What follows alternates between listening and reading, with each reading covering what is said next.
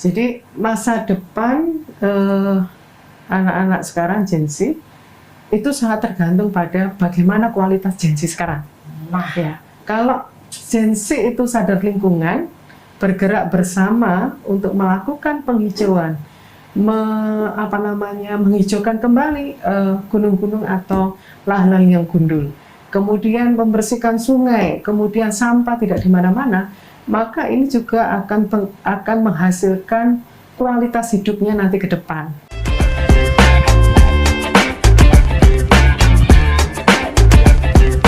hai yang Power, ditemenin lagi nih sama Niko di podcast Suara Rakyat. Yang kali ini mungkin yang Power sering scroll dan ada yang namanya banjir Sumatera ya lebih tepatnya. Lalu ada juga badai, longsor yang mungkin ada di Jawa Timur juga. Dan waktu musim kemarau kemarin ada yang namanya kekeringan ekstrim. Wah, rasain kan? Ya sampai baju jemuran itu kayak kering kerontang ya, itu adalah namanya kekeringan ekstrim yang Power. Tapi pada akhirnya muncul sebuah pertanyaan, apakah kita sebagai generasi muda nih siap mengambil peran yang nyata untuk menjaga lingkungan dan perlindungan di masa depan bangsa yang Power? Kali ini kita akan ngebahas tentang gimana anak muda atau kita nih ya Empower ya bisa menjadi garis terdepan pelestarian lingkungan dan juga mitigasi bencana hidrometeorologi. Pas banget nih sama pakarnya nih yang Power. Niko udah ditemenin sama Ibu Erma Susanti selaku anggota DPRD Jawa Timur. Selamat datang Ibu. Sehat-sehat Ibu? Sehat. Alhamdulillah. Ibu sudah makan? Sudah. Pertanyaan gue kenapa gitu sih? Oke, Ibu. Menurut Ibu Erma, seberapa seriusnya sih untuk ancaman bencana hidrometeorologi ini untuk Indonesia saat ini, Bu? Ya, jadi pertama-tama kita sangat sedih dan mengucapkan belasungkawa ya terhadap peristiwa banjir bandang, longsor yang luar biasa, korbannya itu sudah ratusan, 600 ya terakhir ya, itu dan itu masih banyak yang hilang, Pasti ya, masih belum terdata yang terjadi di Sumatera dan di Aceh yang tentunya semuanya berita, semuanya perhatian di sana yang ternyata inilah yang kemudian menjadi kita harus sadar bahwa kalau kita itu tidak aware, terutama semuanya ya termasuk anak muda ya karena ini kan banyak yang audiensnya anak muda yang nantinya kalau kemudian kita tidak memperhatikan dan peduli, ya itu bisa terjadi sepanjang tahun ketika pada musim hujan yang kemudian ditambah dengan mungkin ada badai atau yang itu tiap tahunan terjadi ketika sumber daya alam kita, daya dukung alam kita itu kemudian rusak ya, itu kemudian ya akhirnya terjadi bencana yang luar biasa seperti itu. Dan tentunya meskipun dikatakan ini bencana ini karena hujan yang terus-terusan, tapi kalau kemudian masih banyak pohon-pohon tegaan yang itu bisa menahan agar tidak longsor, maka tentunya tidak akan menjadi seperti air bah yang luar biasa ini. Begitu juga kalau sungainya itu juga terjaga, yang sungai itu kan tentunya alamnya itu memang sungai itu menampung air yang kemudian langsung ke hilir ke laut. Itu kalau berfungsi tentunya tidak akan menjadi banjir di pemukiman yang itu memang kalau sungainya meluap tidak mencakup pada air yang bah itu maka terjadi banjir. Tapi kalau sungainya berfungsi ya tentunya itu bisa terhindari banjir itu. Ya, balik lagi manusianya, ya kan? Ya. Gimana nih kita nih ya kan ya Pak? Nah, itu ada nggak sih Ibu Erma waktu turun ke lapangan ada perubahan yang paling terlihat nggak di masyarakat akibat cuaca ekstrim dalam beberapa tahun terakhir ini? Iya, kalau alhamdulillah dan kita tidak ingin ya di Jawa Timur tidak seperti yang di Sumatera dan di Aceh, dan kita berdoa itu tidak terjadi karena memang di Jawa Timur itu dari kota kabupaten yang ada di Jawa Timur memang macam-macam. Ada yang dataran tinggi seperti di Malang, Batu yang ada pegunungan, kemudian di Jember kemudian di Lumajang ya, dan beberapa mungkin setiap kabupaten ada dataran tinggi, ada dataran rendahnya, yang itu kemudian kalau misalnya dalam setiap tahun tuh pasti ada longsor yang tentunya tidak sebesar di Sumatera, yang kemudian itu kalau kita lihat ya karena memang tegakannya habis ya, gundul gitu gunungnya gitu ya, yang kemudian akhirnya ketika hujan deras maka kemudian akan membawa tanah, membawa justru kalau hujan itu ditambah dengan longsor itu tambah kencang gitu. Nah, kemudian menyebabkan kerusakan-kerusakan, apakah rumah, apakah jalan, ataukah lahan dari warga, yang tentunya itu pasti merugikan dan membahayakan gitu. Karena kalau misalnya warga tidak aware, yang kemudian apalagi tidak ada sistem pencegahan, early warning sistemnya yang dibangun masyarakat itu, yang tahu masyarakat misalnya yang daerah-daerah rentan, kemudian ada tanda-tanda misalnya ada suara gemuruh, ada kemudian kerikil-kerikil yang jatuh, itu kemudian masyarakat tidak kemudian langsung sadar bahwa oh akan terjadi longsor, langsung lari lah. Itu kadang juga masyarakat kurang tahu pendidikan atau edukasi terkait dengan kalau terjadi misalnya bencana itu harus segera untuk menyelamatkan diri. Jadi ini memang hal yang tidak bisa kita anggap remeh ya, yang kemudian kita tentunya harus melakukan upaya-upaya pencegahan, dan tentunya bagaimana kemudian kita mengembalikan terkait dengan tegaan ya, mengembalikan fungsi-fungsi sungai, kemudian juga memastikan bahwa kemudian tidak eksploitasi itu tidak merusak alam ya, karena hutan kita itu kan ada hutan lindung, ada hutan produksi atau hutan rakyat, yang tentunya itu fungsi-fungsinya itu adalah kenapa kemudian diatur itu adalah untuk memastikan kemudian daya dukung lingkungan itu tidak menjadi lebih buruk gitu. Untuk di Jawa Timur Ibu, ada daerah yang bisa mungkin Ibu tahu daerah mana yang kerusakan lingkungan dan bencana alamnya yang sekarang ini lagi parah-parahnya. Jadi gini, setiap tahun pemerintah, baik pemerintah pusat, pemerintah provinsi maupun pemerintah kabupaten itu harus mengukur ya yang disebut dengan indeks kualitas lingkungan. Ini menjadi salah satu indikator keberhasilan dari pemerintah dalam mengatur atau mengukur indeks kinerja utamanya. Jadi pemerintah ini berhasil atau tidak sih di dalam berapa aspek yang menjadi indikator kinerja pemerintah. Salah satunya memang dilihat dari persoalan lingkungan. Jadi indeks kualitas lingkungan itu diukur dari yang pertama adalah kualitas udara ya. Jadi terjadi pencemaran udara atau tidak, itu kan ada alat-alatnya ya. Misalnya kita di Surabaya ini yang kalau misalnya efek kaca itu yang terlalu besar karena kita tidak ada pohon-pohonnya itu terbatas, kemudian itu juga akan meningkatkan suhu dan sebagainya, itu ada alatnya. Jadi itu diukur. Kemudian indeks kualitas air itu juga terjadi pencemaran enggak? Itu ada berapa kadar oksigen di air lah, itu kemudian ketika disempengnya itu diambil kualitasnya seperti apa, itu diukur. Kemudian yang ketiga adalah indeks tutupan lahan. Jadi berapa dari lahan hutan yang ada ini, kemudian yang gundul berapa, yang masih hijau berapa, itu diukur dalam indeks. Jadi tiga hal itu untuk mengukur indeks kualitas lingkungan setiap daerah. Tuh. Jadi kalau masing-masing nanti pemerintah kabupaten kota itu tentunya mereka harus melaporkan itu ke pemerintah di atasnya ya, karena memang itu menjadi dasar dan tentunya itu sebagai alat pertanggungjawaban LKPJ yang kemudian kita awasi di DPRD, yang kemudian kalau misalnya itu situasinya rendah maka kita harus di tahun selanjutnya harus kita perbaiki gitu. Itu Jawa Timur, Bu. Jawa Timur, alhamdulillah ini indeks IKL-nya itu sekitar 72, ya. Itu kategori baik, ya, kategori baik. Jawa Timur. Ya. Itu alhamdulillah ya.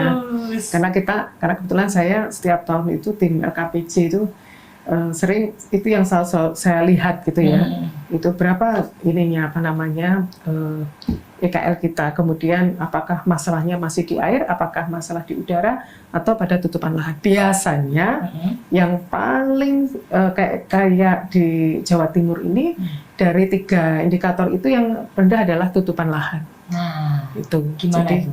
tutupan lahan kan berarti ya harusnya itu pohon tegaan yang kalau tegaan itu kan dia akarnya kuat ya, sehingga dia bisa menahan tanah gitu ya, sehingga tidak terjadi longsor. Nah ini kalau semakin habis ya tentunya apakah itu dipakai untuk apa namanya tebu, apakah untuk perumahan atau apapun ya, yang kemudian itu ya akhirnya ya kemudian tidak bisa menahan ini untuk longsor itu. Nah, untuk peran dari pemerintah daerah, Ibu, untuk memperkuat edukasi tentang resiko hidrometeorologi ini seperti apa? Ya, ini tentunya ini tidak akan berhasil kalau tidak semuanya bersama-sama melakukan upaya-upaya untuk bagaimana kita merehabilitasi lingkungan kita. Karena memang tentunya setiap apakah itu adalah dari pemerintah, masyarakat itu ya, itu tentunya harus bersama-sama karena pemerintah tidak mungkinlah melakukan sendiri. Berapa sih jumlah pegawai pemerintah? Ya, oleh karenanya terutama masyarakat dan tentunya pemerintah mendorong dan juga memastikan penegakan hukumnya itu benar-benar berjalan. Maka kemudian tugas menjadi pemerintah untuk mengajak, tentunya pertama melakukan edukasi kepada siapapun, termasuk ini adalah anak muda. Karena jumlah anak muda itu kan banyak 30% usia pemuda. Kemudian kalau usia produktif itu hampir 70%, ya, makanya kita disebut bonus demografis. Nah, itu jumlahnya banyak. Kalau itu terbangun kesadarannya semua, maka otomatis mereka di wilayahnya masing-masing akan melakukan upaya-upaya pencegahan dan aksi nyata untuk melakukan rehabilitasi atau gerakan penghijauan atau memperhatikan pencemaran airnya di daerahnya masing-masing paling tidak.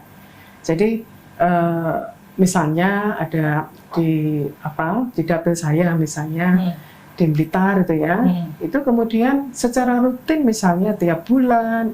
Ini kan anak muda itu kan mereka sekarang ini kan asik dengan hobi masing-masing.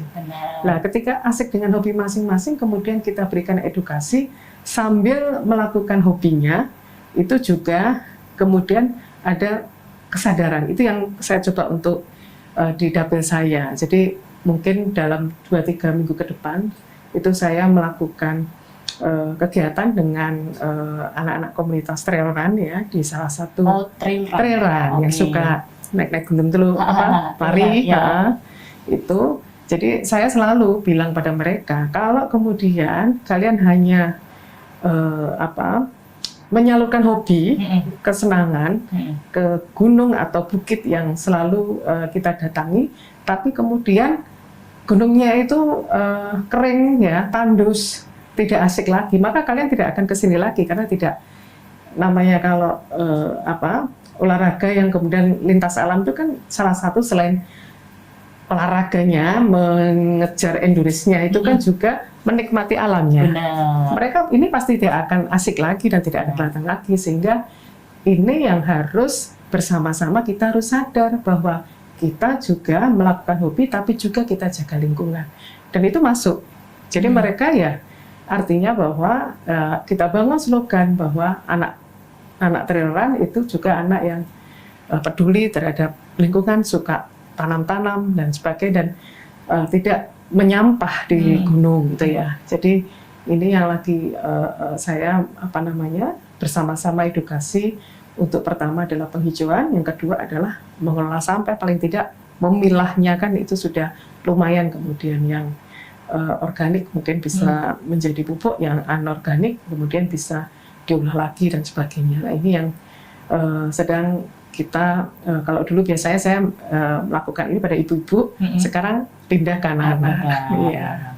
Ini Ibu di Dapil Blitar aja udah gerak kita kapan empower? Ya, skena-skena itu harusnya Iya. jadi tren. Skena boy, ayo bergerak boy, ya kan? Gimana? Jadi skena sadar lingkungan lah. Nah. Itu harus di.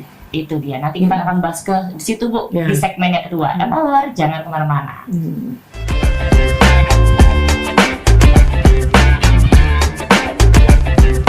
Balik lagi di podcast Suara Rakyat nih Empower. Kita masuk ke segmen yang kedua.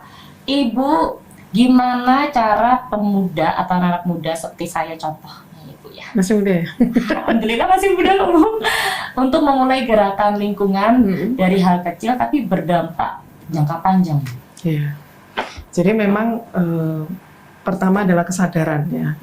Karena inilah yang kemudian menggerakkan untuk kemudian melakukan dan mengajak yang lain untuk melakukan bersama-sama. Jadi memang menjadi tugas pertama adalah pemerintah sesering mungkin dan seinovasi mungkin untuk kemudian mau mengajak terutama anak-anak muda mulai di usia sekolah sampai bekerja agar mereka itu punya kesadaran dan kemudian bergerak untuk melakukan lingkungan di wilayah masing-masing. Dan itu harapannya menjadi tren. Kan kalau anak muda itu kan apa yang kemudian dianggap itu penting, dianggap itu sesuatu yang asik, tren itu kan kemudian mereka akan tergerak. Itu kemudian menjadi hal yang dianggap mereka penting gitu ya. Nah, sehingga memang kita tantangannya adalah kita nggak bisa melakukan edukasi dengan cara-cara yang sudah konvensional melalui misalnya di sekolah. Di sekolah kan sebenarnya juga ada pelajaran misalnya IPA yang sebenarnya juga mengajarkan itu. Kemudian mungkin ada di BK itu mungkin mengajarkan itu. Tapi kan kalau itu dilakukan dengan cara-cara satu arah pasti tidak akan menarik itu. Sehingga memang perlu sekarang ini kita harus membuat cara-cara, ada inovasi untuk melakukan pendekatan sehingga mereka menjadi tertarik dan akhirnya sadar. Itu adalah dengan melihat selera mereka. Jadi karena gini, karena setiap manusia ya itu pasti dalam daur masing-masing itu ada hal yang kemudian membuat secara psikologis itu ada perbedaan yang kemudian merespon terhadap persoalan-persoalan di sekelilingnya itu berbeda-beda.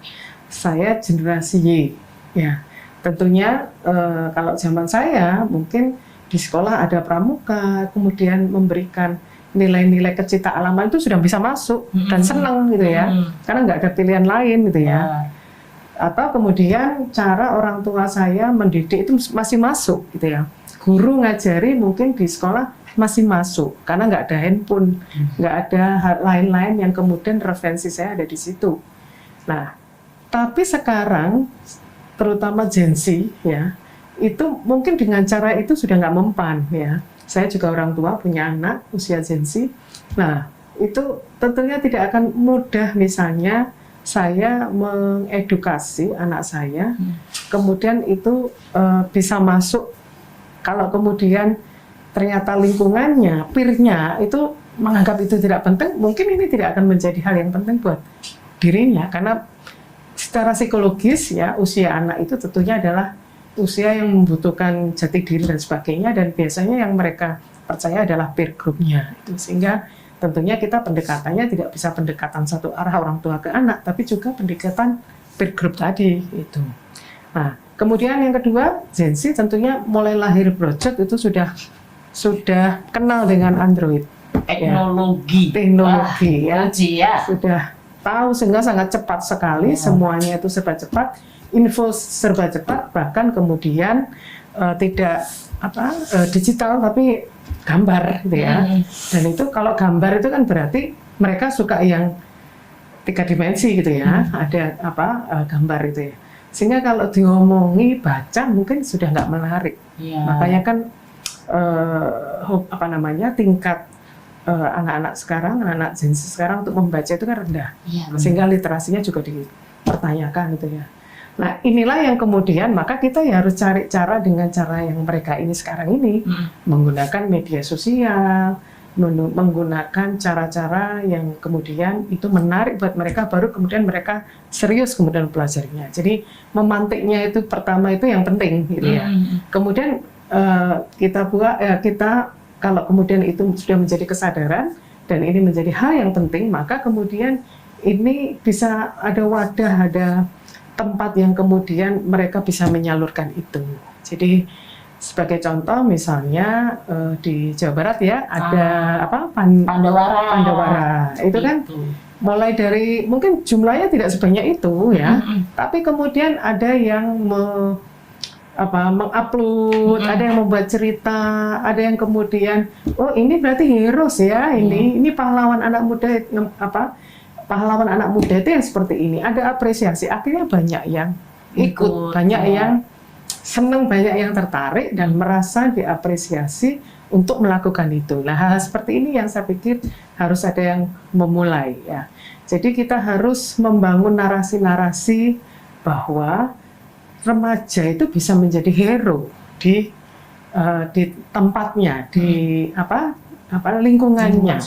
Dan salah satunya adalah dia menjadi pahlawan untuk bagaimana memperbaiki lingkungan di wilayahnya. Itu paling gampang adalah sampah misalnya. Nah, kan setiap hari nyampah kan ya. kasih tahu Bu. Setiap hari nyampah itu ya di rumah. Pagi makan sesuatu, plastiknya adalah sampah. Datang Grab, paket, ininya juga sampah, plastik. Ya. Kemudian sekolah, di sana juga jajan sampah ya. Kemudian ngafe juga kalau misalnya sedotan-sedotannya atau kemasannya itu adalah sampah. Jadi paling gampang saja di rumah itu sudah bisa dilakukan. Jadi misalnya tidak ada seperti ini sebenarnya, ini harusnya tumbler. Mungkin besok jadi tumbler ya Mbak. Warna biru ya Bu ya. Oke. Jadi tumbler ya, yang kemudian sehingga isi ulang aja itu, mengurangi sampah.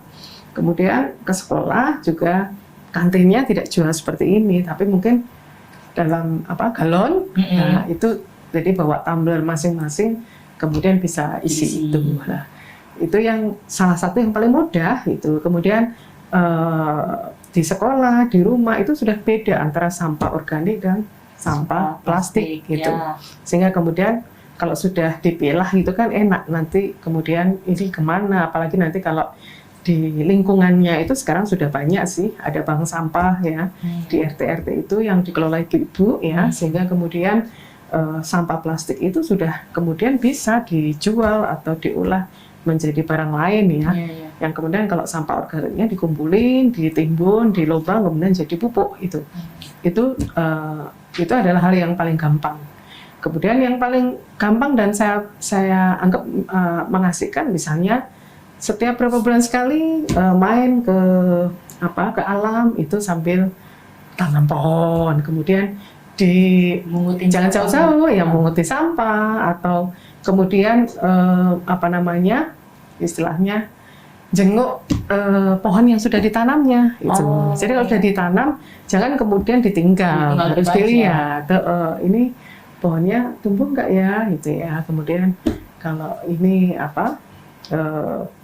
misalnya kalau musim kering ya berapa kali itu disiram ya, kalau hujan nggak perlu gitu ya, kayak seperti itu. Jadi inilah yang kemudian hal yang paling mudah, di samping kemudian nanti setelah itu kan baru sadar, oh ternyata kalau kita harus memperhatikan berapa sih dari seluruh hutan kita itu harus tutupan lahanannya minimal yang terbuka itu berapa persen sehingga tidak terjadi longsor. Kemudian bagaimana kemudian kita harus memperhatikan kualitas udara sehingga tidak ada hujan mikroplastik ya, yang itu sangat bahaya karena memang pengelolaan sampahnya sudah bagus itu. Kita tidak banyak nyampah dan dikelola dengan bagus sehingga potensi untuk hujan mikroplastik itu tidak terjadi. Gitu. Nah, hal seperti ini kesadaran bahwa apa yang kita makan, apa yang kita lakukan sekarang itu nanti sangat berpengaruh pada masa depan generasi kita seterusnya. Karena kalau kita mungkin saya ya sudah 50 tahun, mungkin umur saya tinggal berapa tahun lah ya.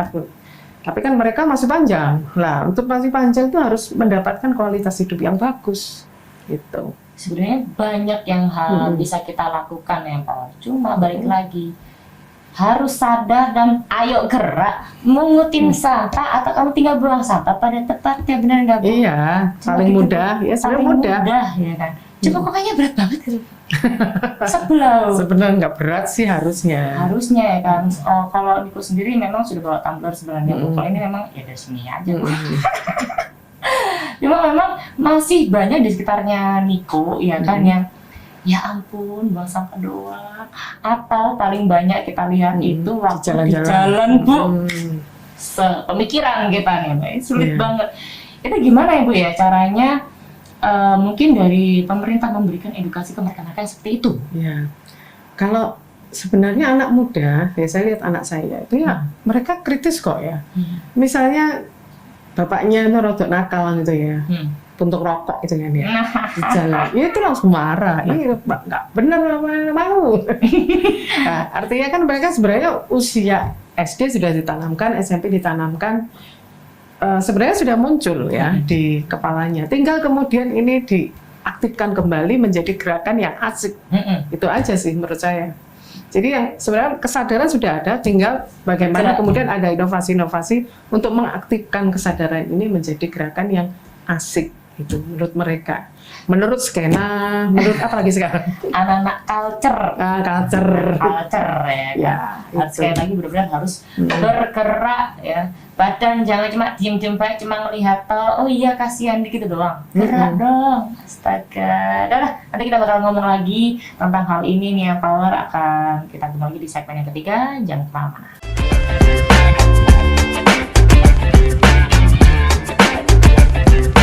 Masih di podcast Suara Rakyat nih yang Power, di segmen yang 3 kita bakal ngomongin tentang pemuda, mitigasi bencana, dan masa depan Indonesia.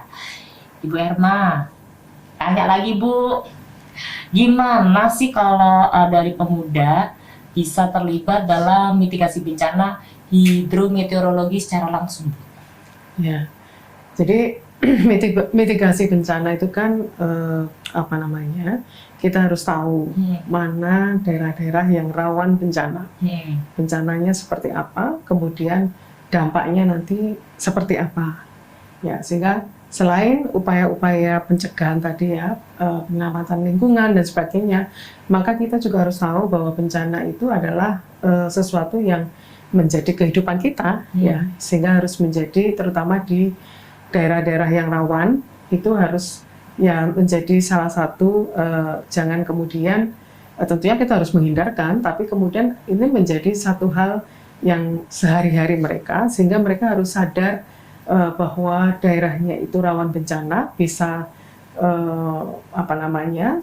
bisa terjadi kapan saja, sehingga kemudian mereka harus tahu kira-kira kemudian tanda-tanda apa yang kemudian mengindikasikan bahwa bencana itu datang. Gitu. Jadi kita BPPD itu sudah memetakan ya mana-mana saja yang terutama bencana ya, karena kita hampir di Indonesia itu masuk dalam ring bencana ya, sehingga kemudian kalau terkait dengan hidrometeorologis tentunya adalah yang itu tadi pegunungan, pantai, kemudian sungai gitu ya. Nah, itu tentunya ada pinggir anak gunung gitu ya, lereng-lereng gunung gitu ya. Yang kemudian itu tentunya menjadi daerah-daerah rawan bencana. Sehingga memang kita harus tahu, terutama anak-anak muda yang ada di sana itu harus sebagai leader ya, untuk kemudian pertama adalah menyadarkan peer-nya, sebayanya dan orang-orang di sana secara umum, termasuk orang tua, ketika ada tanda-tanda bencana itu akan terjadi. Jadi misalnya kalau longsor, itu kan sebenarnya sudah muncul, misalnya kalau hujannya itu terus-terusan selama 24 jam, 2 hari, itu sudah harus kemudian waspada. Waspada. Jangan tidur, jangan harus dilihat kemudian bagaimana kondisi air. Nah, karena kalau misalnya itu kan ada jalannya air ya. Ya. Kalau kemudian debitnya itu tinggi, wah berarti ini debit tinggi itu nanti bisa menyebabkan terjadinya longsor gitu ya. Dan kemudian daerah-daerah di gunung yang kemudian itu gundul itu, ya itu juga kemungkinan akan bergerak. Bahkan juga ada daerah-daerah itu yang memang tanahnya gerak gitu ya, sehingga mudah sekali untuk longsor. Nah, ketika hujan terus-terusan 2 hari, apalagi itu sudah harus waspada. Kemudian kalau ada tanda-tanda gemuruh ya, itu semuanya sudah harus sadar. Ada kerikil-kerikil atau batu yang turun ya, itu ya sudah harus lari, harus evakuasi, nggak boleh dalam hitungan detik itu sudah harus menyelamatkan diri, mencari yang lebih aman. Itu misalnya di lereng-lereng gunung. Kalau kemudian juga erupsi kemarin Semeru itu juga erupsi, itu juga alhamdulillah ketika terjadi awan panas itu rusak satu desa, tapi alhamdulillah tidak ada korban nyawa ya. Tapi ini juga menjadi peringatan untuk kita juga ketika kemudian gunung itu batuk ya, erupsi, maka juga harus tahu kapan kemudian ini yang erupsinya ini hanya sekedar batuk atau kemudian mengeluarkan lahar, atau ini kemudian batuk awan panas sudah bahaya. Itu sudah harus tahu. Level-levelnya ya. Termasuk pemerintah juga harus memberikan tanda-tanda ya, kemudian sudah harus tahu bahwa Semeru itu jenis batuknya seperti apa gitu ya. Makanya kalau di Gunung Merapi itu kan ada yang wedus gembel, ya. Itu adalah yang paling bahaya. Karena kemudian kalau wedus gembel itu awan panas sampai berapa derajat gitu ya. Kemudian orang tidak bisa lari gitu. Jadi kalau sudah ada tanda-tanda batuknya itu akan wedus gembel, maka harus betul-betul evakuasi. Sudah harus betul-betul kosong gitu ya. Nah, ini juga sebenarnya kalau zaman dulu orang-orang tua kita itu ada cerita-cerita yang kemudian itu dalam bentuk cerita, dalam bentuk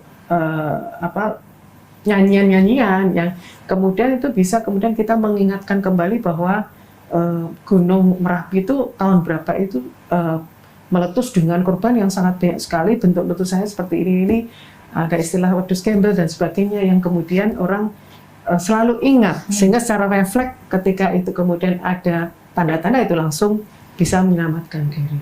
Nah, itu yang kemudian daerah-daerah itu selain secara teknologi, pemerintah harus menyediakan alat-alat seperti early warning system, atau kemudian ada seismograf itu ya. Kalau di gunung kan ada pantau ya.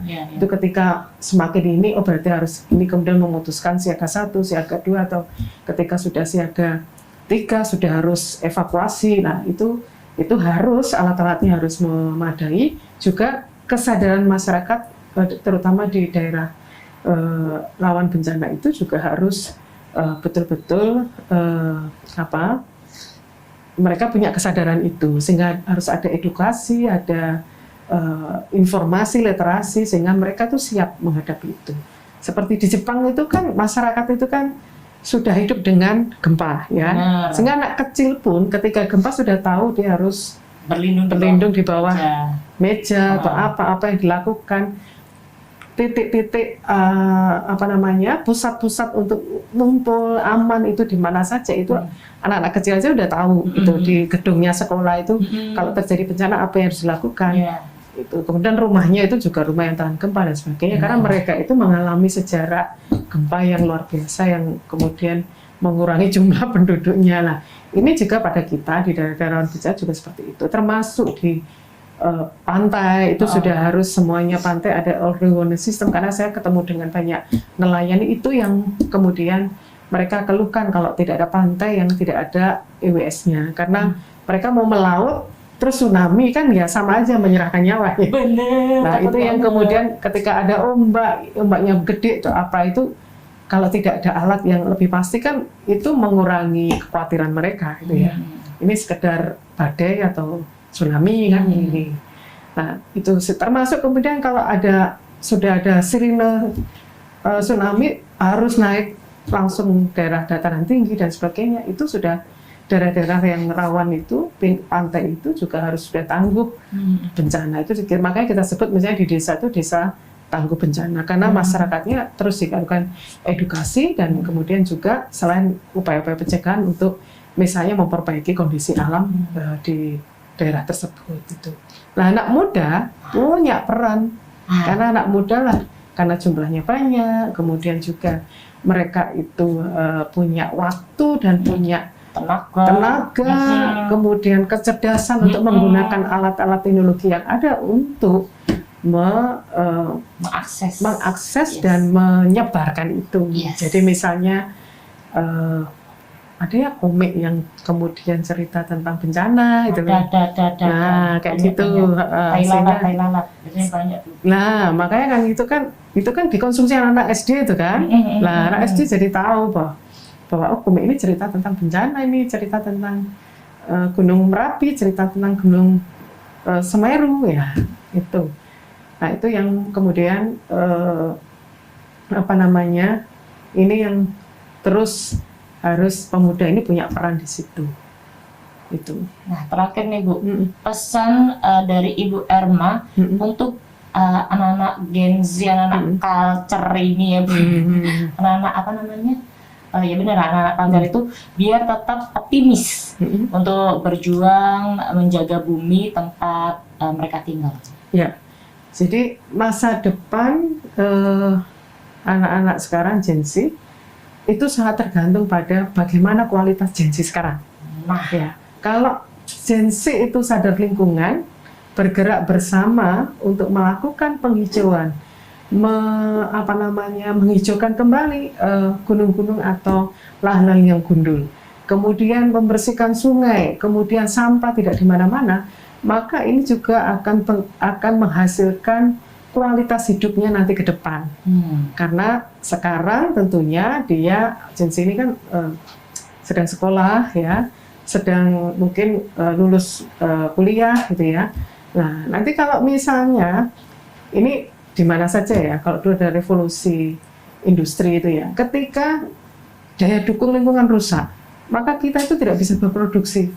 Baik di sektor pertanian, terutama pangan ya. Jadi sektor pangan itu sangat tergantung pada daya dukung lingkungan.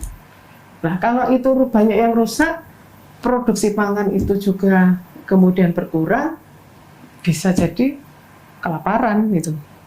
Ya terjadi krisis pangan. Nah ini makanya ayo bergerak untuk bagaimana kemudian daya dukung lingkungan kita semakin bagus sehingga nanti kita bisa dalam kehidupannya, daur hidup kita itu mendapatkan kualitas kehidupan yang bagus.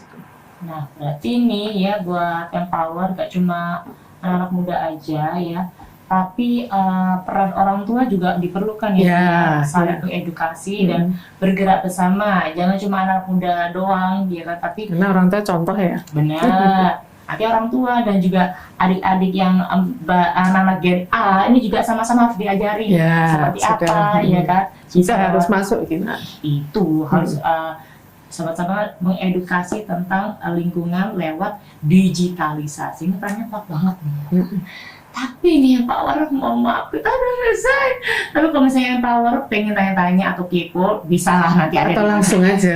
Langsung aja aktif, langsung aja melakukan kerja nyata. Nah, langsung aja. Gak usah komen deh, lakukan kerja nyata. Jangan buang sampah sembarangan titik. Gerakan kecil itu bisa berefek yang besar untuk alam kita. Benar ya Bu ya? Yoi, mantap. So Ibu Erma terima kasih banyak sudah nemenin di sini ngomongin tentang lingkungan dan juga bencana. Kita tunggu lagi di lain kesempatan Empower. Semoga sama Bu Erma lagi. Aku suka sekali ya kan. So, see you, bye-bye Empower.